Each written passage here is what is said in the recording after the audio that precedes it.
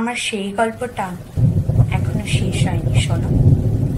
পাহাড়টা আগেই বলেছি ভালোবেসেছিল মেঘকে, আর মেঘ কিভাবে শুকনো খটখটে পাহাড়টাকে বানিয়ে তুলেছিল ২৬ বছরের ছোকরা, সে তো আগেই শুনেছ।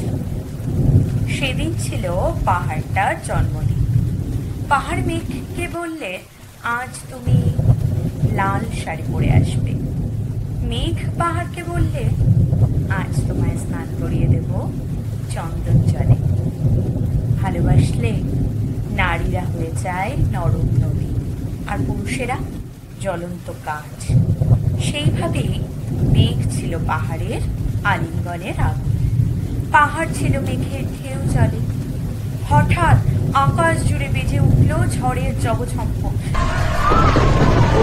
ঝাঁকড়া চুল উড়িয়ে ছিনতাইয়ের ভঙ্গিতে ছুটে এলো একরাশ হাওয়া। মেঘের আঁচলে টান মেরে বলল, ও ছুরি তোর বিয়ে। এখনো শেষ হয়নি গল্পটা। বজ্রের সঙ্গে মেঘের বিয়েটা হয়ে গেল ঠিকই, কিন্তু পাহাড়কে সে কোনোদিনও বলতে পারল না।